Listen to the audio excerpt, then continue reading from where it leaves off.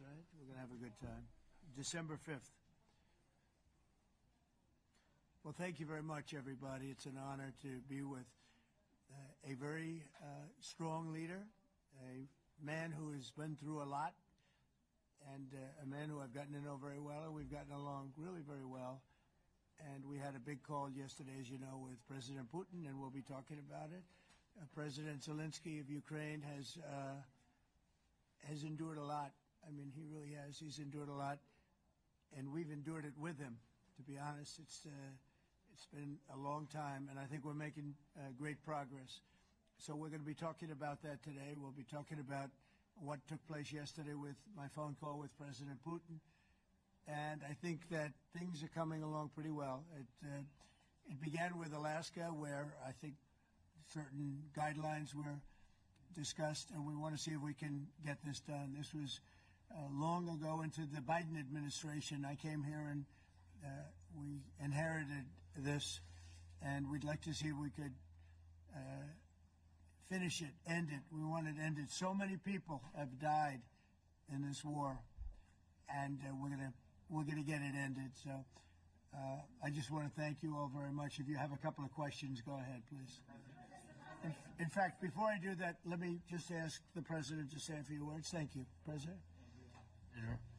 Glad to meet you again, Mr. President. Thank you very much for the invitation. Again, my congratulations with your successful ceasefire in the Middle East. Thank you. Yeah, and you did it, and I think this is the momentum to finish Russia's war against Ukraine. I think that, yes, we understand that Putin is not ready. I think not ready, but I think that I'm confident that with your help, we can stop this war, and we really need it. We see that they don't have successful steps on the battlefield, and it's good. I think that their army is weak now, but a lot of losses. They have a lot of losses, and in economy and people, and I think this is a very important moment. And I wanted to thank you, Mr. President, after our phone calls. Yesterday I had a good opportunity to meet with the big American energy companies, and they're ready to help us. Yes, after all these attacks on our infrastructure, Russian attacks, and etc. And I had also meetings, thanks to your team. We had meetings with a good military companies. We spoke about air defense, and I want to share it after with details where we are. Thank you. Thank you so much. Thank you very much. Very good. And I think it looks beautiful in his jacket. Yeah? It's a beautiful. I hope people notice. It's a good. It's actually very stylish. I like it. Yeah, please go ahead.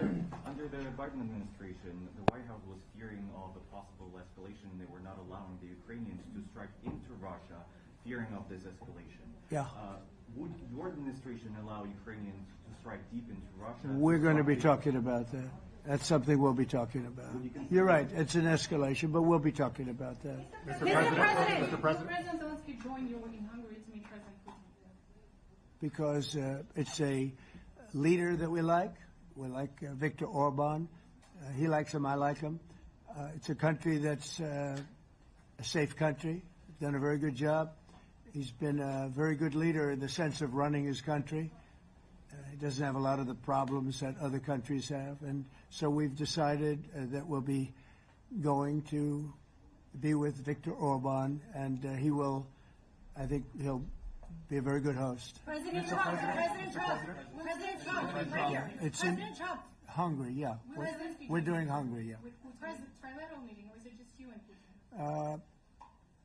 To be determined, but I would say most likely it's going to be a double meeting. It'll be a double meeting, but we will have the President, Zelenskyy, in touch. There's a lot of bad blood with the two presidents, and I'm not speaking out of turn when I say it. It's a very difficult situation. You know, we just settled the war, and after thousands of years, I guess. People say anywhere from 500 to 3,000 years, and I was in rooms, as you saw, because you were with me, a lot of you were with me last week, with leaders that didn't like each other, but they were able to get along. These two leaders do not like each other, and we want to make it comfortable for everybody. So one way or the other, will be involved in threes, but it may be separated. President Trump. President. President Trump. Was he what? Where are you from? From Ukraine. We actually had a Okay, good. conversation with me. Good, yeah. What if Mr. President Putin doesn't agree to peace in Hungary? What do you do then? Do you have... Well, let's see what happens. I mean, you know, what if? I think he will. I think that President Putin wants to end the war, or I wouldn't be talking this way. I think he wants to end the war. I spoke to him yesterday for 2.5 hours. We went through a lot of details. He wants to get it ended. I think that President Zelenskyy wants to get it ended. Now we have to get it done. President Trump. Kara Castronova from Lindell TV. And although I love asking you questions, today my question is for President Zelenskyy Sure. of Ukraine. Go ahead, please. Thank you. Our President Zelenskyy, President Trump, just brokered a peace deal in the Middle East that all Americans, both sides of the aisle, are very proud of. But to meet that deal, both sides had to make concessions. Our president has stuck out his neck in many ways to make a peace deal for your war as well. What specific concessions are you willing to make to end this war with Russia? Will you give up joining NATO? Americans have foreign war fatigue, and our president, as he said, we need our Tomahawks too. To me. Yes, you, Okay. President Zelenskyy. Thank you very What much. concessions will you That's some question. Right? So many Thank questions you. in one. Thank you very much for your question. First of all, I think we need to sit and speak. The second point, we need ceasefire. Even now, you see in the Middle East, it's very difficult to hold ceasefire. Everywhere, in every war, it's very difficult. We want peace. Putin doesn't want. That's why we need pressure on him. We will speak with President today what we need. We understand what we need to push Putin to negotiation table. And as I said previously, so we are ready to speak in any kind of format, bilateral, trilateral, doesn't matter. Matter just peace. This is important. And we don't speak about NATO or NATO. For Ukrainians, it's very important. Of course, it's our decision, decisions of allies to decide where we are. But are you willing to give Yes, up but the joining NATO? most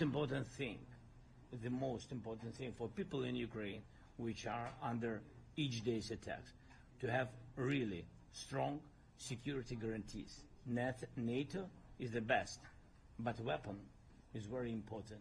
Allies on our side is very important, and between us, for us, bilateral security guarantees between me and President Trump is very important.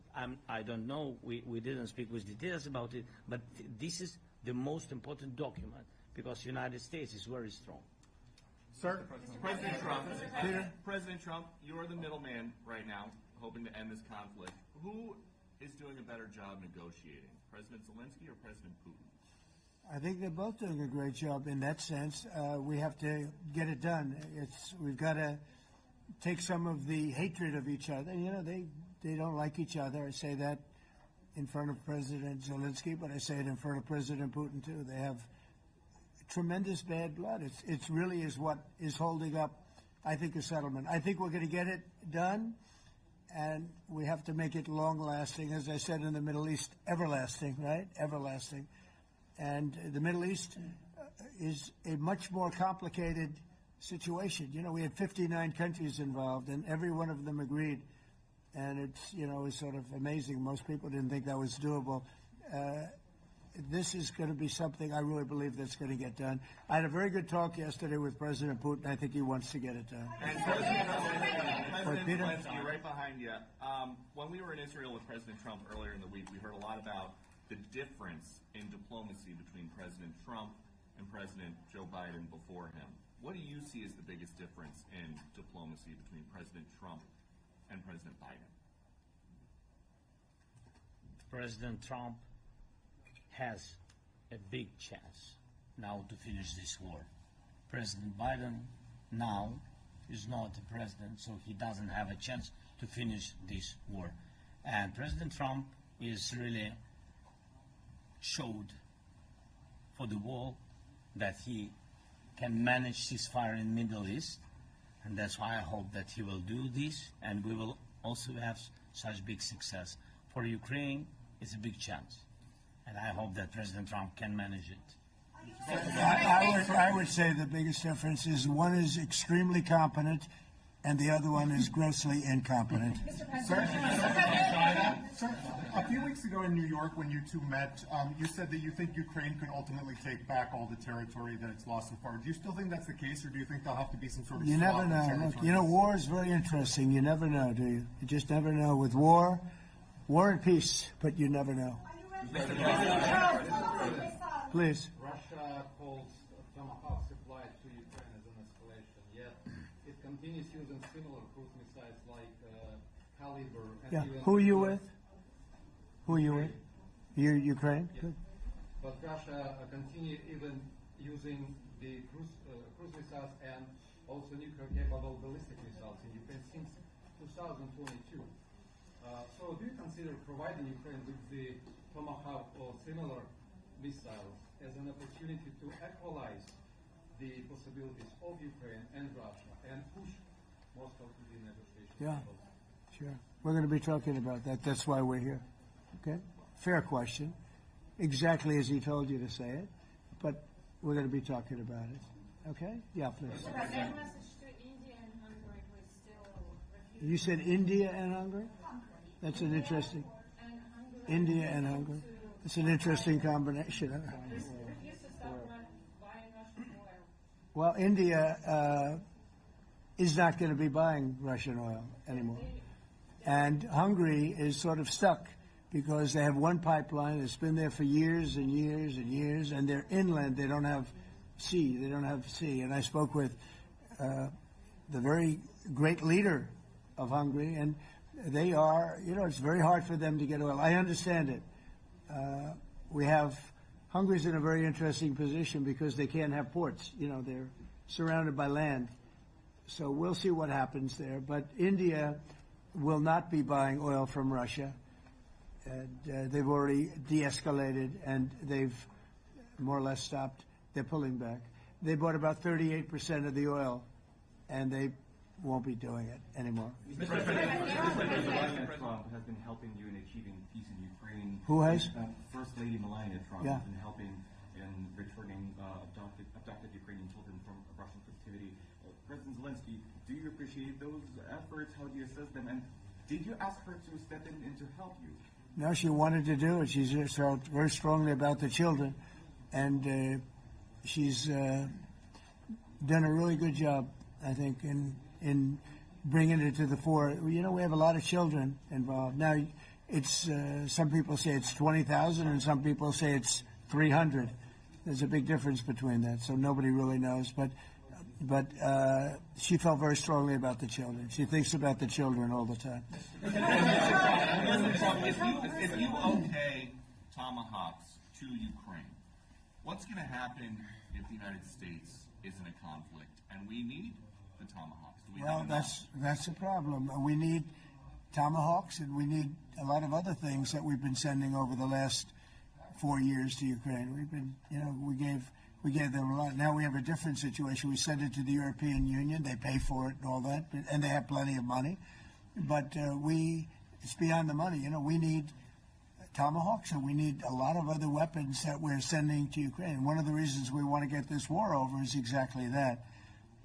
It's not easy for us to give. You're talking about massive numbers of very powerful weapons. So that's one of the things we'll be talking about. Hopefully they won't need it. Hopefully we'll be able to get the war over with without thinking about Tomahawks. I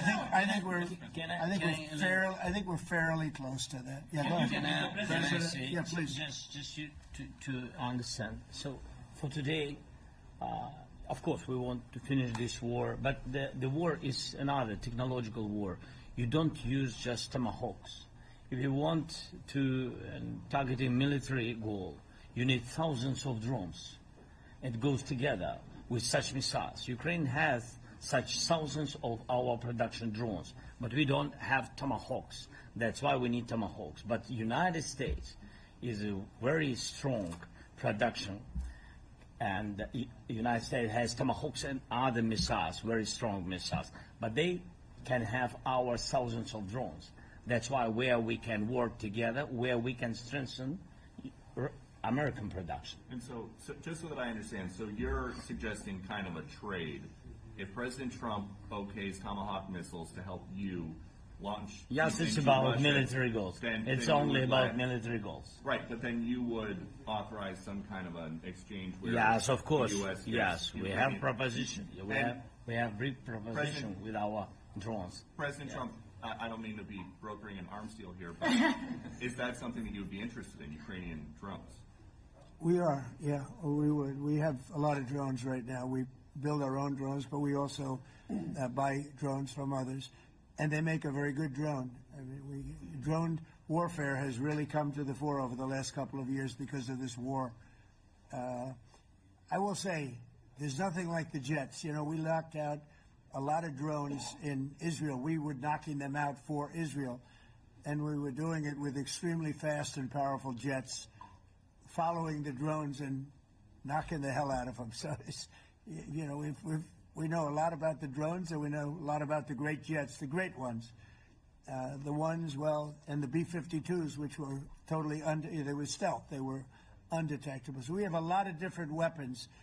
And, you know, I have an obligation also, though, to make sure that we're completely stocked up as a country, because you never know what's going to happen. In war and peace, right? You never know what's going to happen. So we're going to be talking about Tomahawks, and would much rather have them not need Tomahawks. Would much rather have the war be over, to be honest, because, you know, we're in it to get the war over. We're selling a lot of different types of weapon, as you know, to the European Union. We're not in it for that. We're in it to get it over. We're losing thousands of people a week. Thousands of people, Russian, Ukrainian, and mostly soldiers. I mean, mostly soldiers. But we're in it to see that end. And if we can end quickly, and I think we can. I mean, I had a very good talk yesterday. We're going to be talking about it. But I had a very productive talk yesterday with President Putin. We'll see what happens. But the war in the Middle East was far more complicated. We got that one done. And I think we have a good chance. I think President Zelenskyy wants it done, and I think President Putin wants it done. Now all they have to do is get along a little bit. President Can you give us an update on the trade negotiations with China, or perhaps Secretary Beck? Yeah, I will, and I'm going to let Scott do that. But I think we're doing very well. I think we're getting along with China. China would like to have something. As of this moment, we'll be meeting in a couple of weeks. We'll be meeting in South Korea. You think Myself. Go forward? I think so. It looks like it's going forward. I think so. They want to meet. We like to meet.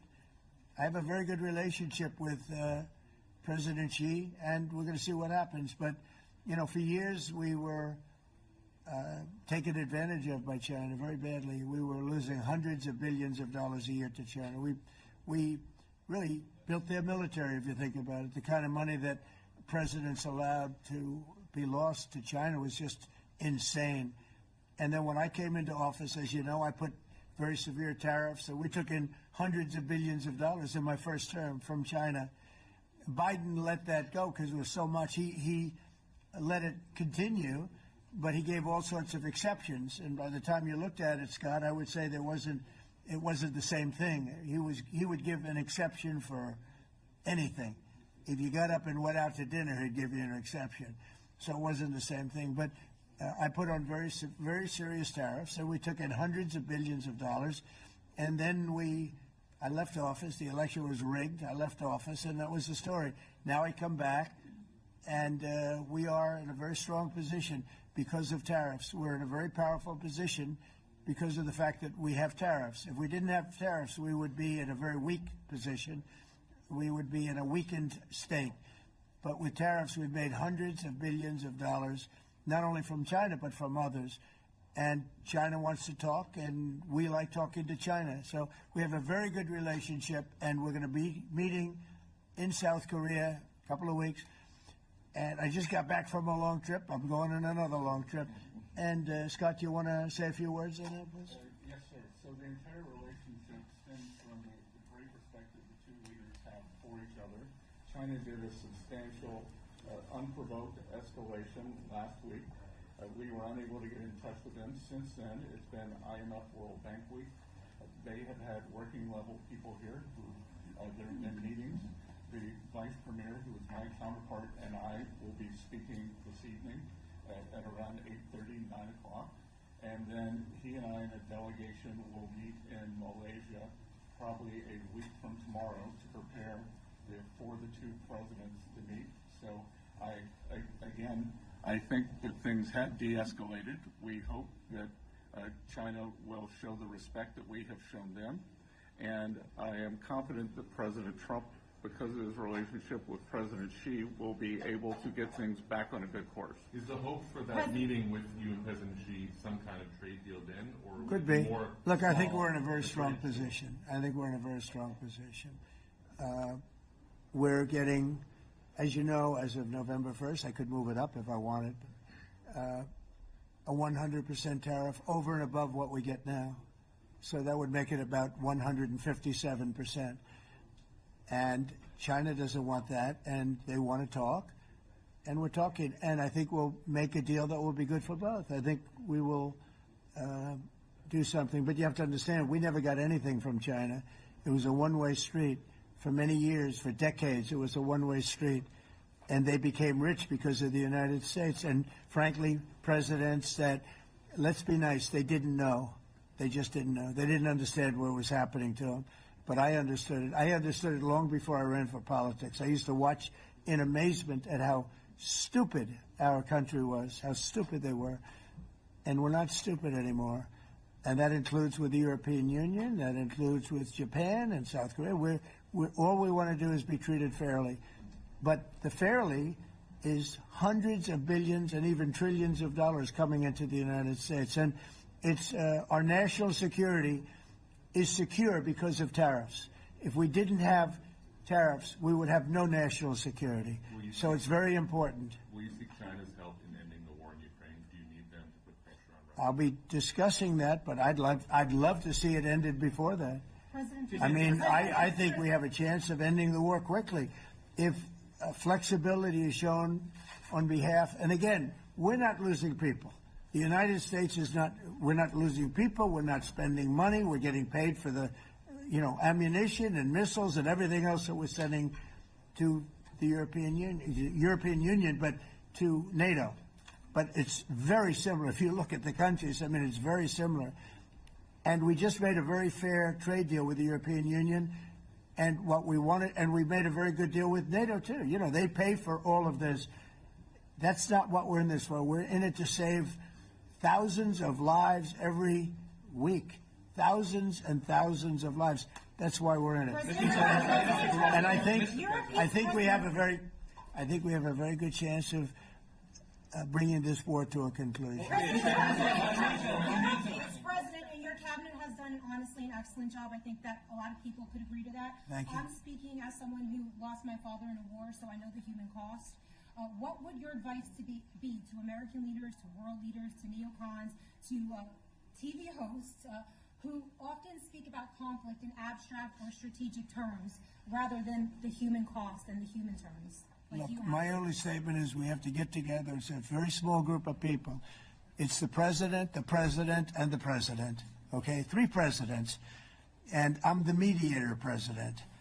And I'm mediating not an easy situation. It should be easy, but it's a lot easier when people understand each other, when they get together, and when they like each other. We don't necessarily have that situation as far as like is concerned. Maybe it can turn around. Maybe it can. But in the meantime, we'll have them keep a little bit of distance, and we're going to see if we can get it done. This is number 9, okay? This will be number 9 for me. I've solved 8, including the Middle East. I've solved 8. This, I thought, would have been among the easiest.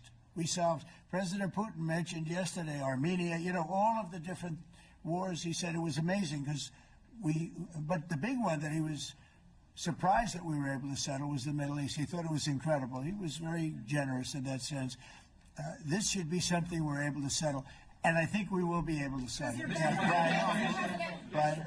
On that note, you will go down as the peacemaker, no doubt, and you will resolve this war. Well, we resolved 8 others. It's funny how people say that. If you get this one, every time I do one, they forget about that one. I solved 8 wars.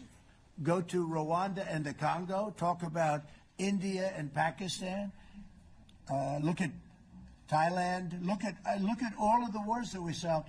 And every time I solve one, they say, if you solve the next one, you're going to get the Nobel Prize. I didn't get a Nobel Prize. Somebody got it who's a very nice woman, very nice. I don't know who she is, but she was very generous. So I don't care about all that stuff. I just care about saving lives. But this will be number 9. But every time I solve one, they said, sir, if you solve one more, you're going to be known as a peacekeeper. So to the best of my knowledge, we've never had a president that solved one war. Not one war. Bush started a war. A lot of them start wars, but they don't solve the wars. They don't settle them. And especially when they have nothing to do with us. I saw almost, I guess, just about all of these wars had nothing to do with us. But I saved tens of millions of lives. The Prime Minister of Pakistan said, I saved millions of lives in interceding on Pakistan, and you look at Pakistan and India as an example. That would have been a bad one, 2 nuclear nations, right? So I say this, this is pretty much the last one, although I do understand that Pakistan attacked, or there is an attack going on with Afghanistan. That's an easy one for me to solve if I have to solve it. In the meantime, I have to run the USA, but I love solving wars. You know why? I like stopping people from being killed, and I've saved millions and millions of lives, and I think we're going to have success with this war. Wait, please. President Zelenskyy, this is your 3rd time over here. And by the way, you look excellent. Thank you, sir. Thank you. This is your 3rd time here. How different sitting across from the president is this time versus the 2 previous times here at the White House? And how confident are you hearing the success rate of solving these prior wars that he can get this war solved? First of all, about suit. The same suit because the same president. It's very simple. The next president will have another suit. Yes. About our relations with President Trump, I think we have important dialogues, and I think we begin to understand each other.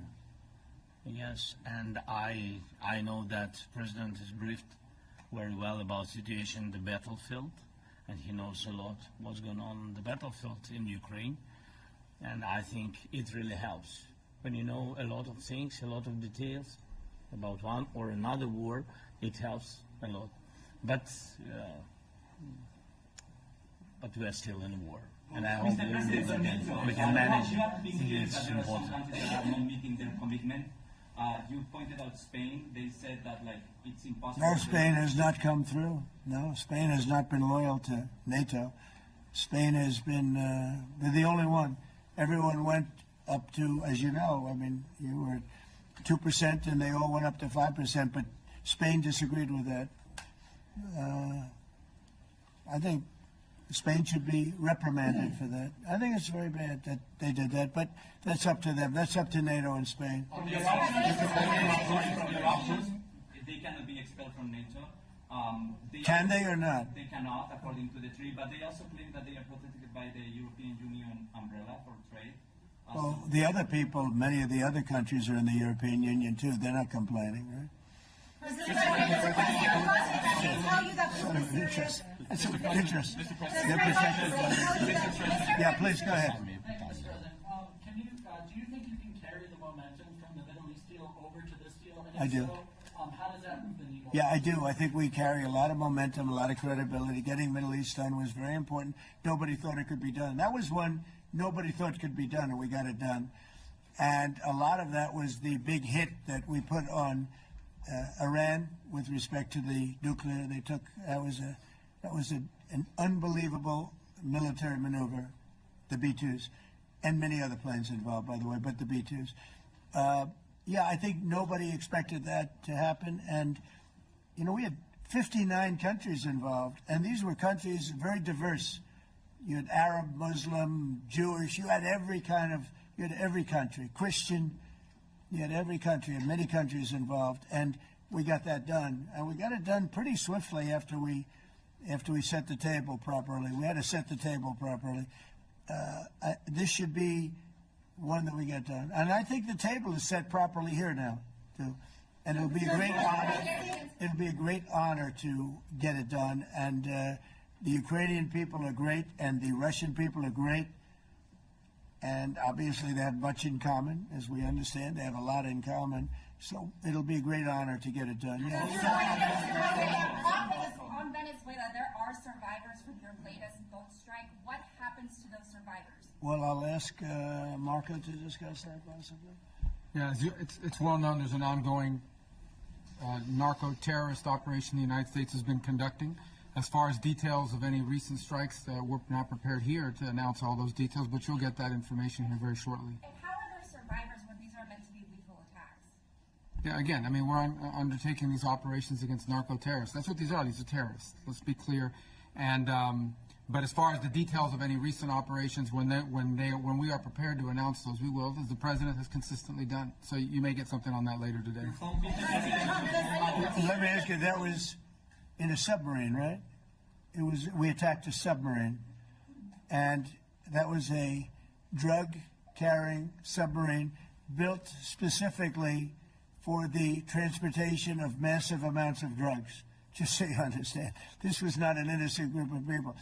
I don't know too many people that have submarines, and that was an attack on a drug-carrying, loaded-up submarine. Yeah.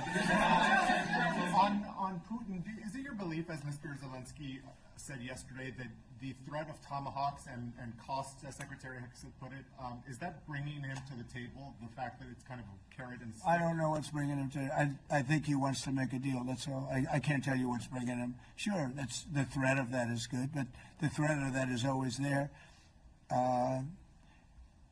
Tomahawks are very dangerous weapons.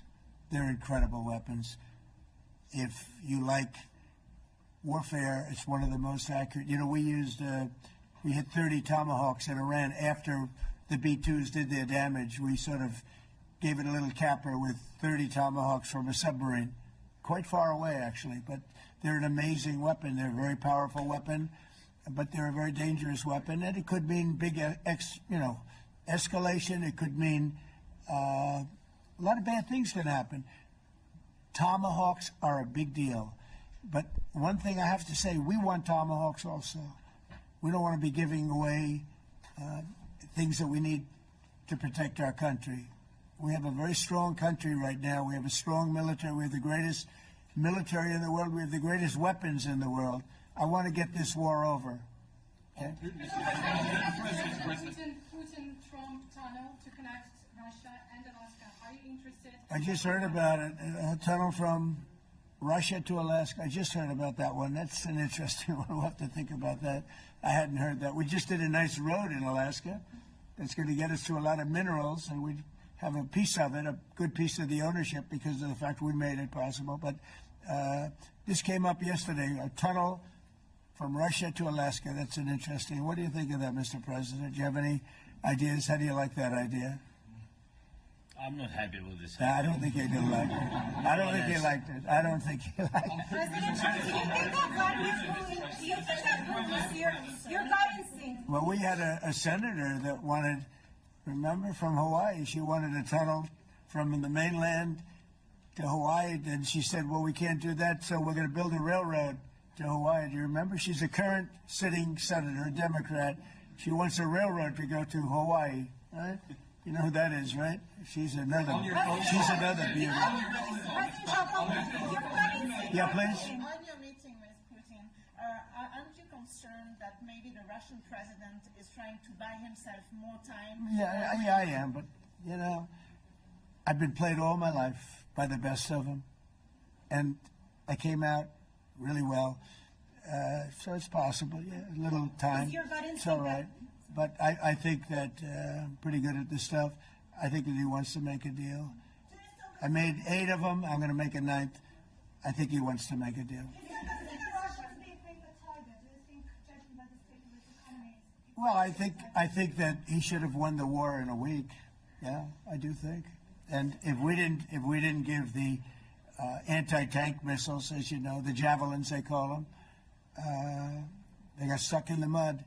They would have been in Kiev very quickly. They were heading to Kiev. So, you know, in war, you have a lot of luck, too. You know, people, weather has won war, and the cold and the heat and all things take place in war. But that was a very interesting moment when the tanks started rolling and some brilliant general said, let's go through the mud instead of going down the highway, right? So they got a little bit lucky. But you know where they really got lucky? I gave javelins. That wasn't given by Barack Hussein Obama. He gave them sheets. You know, there's a statement. Obama gave them sheets, and I gave them the javelins. And the javelins are a devastating weapon. And that wasn't given by Obama. That was given by, because at the time it was Obama. That was given by me. So it was like one of those things. And you had hundreds of them. They're a devastating weapon. We have a lot of devastating weapons. I'd rather not use them. But that was a big moment. You know, when the tanks got stuck, they got stuck. And call it luck or call it talent. I'm not sure what you'd call it, but it was a big moment in time. Do you think Democrats will give you credit? Do you think Democrats will give you credit when you finally end this war, like they did with the war in the Middle East? And I think right now the Democrats are really damaged, mentally damaged. They want to take $1.5 trillion with a T, $1 trillion and give it to people that invaded our country. They came into our country illegally from prisons, from mental institutions, gang members. They want to give them health care and take it away from our citizens. We're not going to do that. $1.5 trillion they want to destroy. They want to destroy our health care system. We're not going to let that happen.